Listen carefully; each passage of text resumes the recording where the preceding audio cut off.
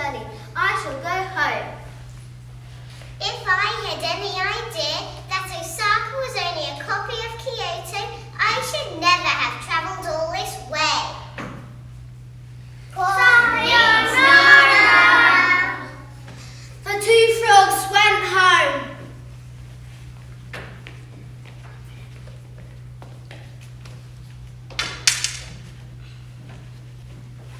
To the end of their lives, they believed that Osaka and Kyoto, which are as different as to look at as two towns can be, were as alike as two peas. The Japanese frog song.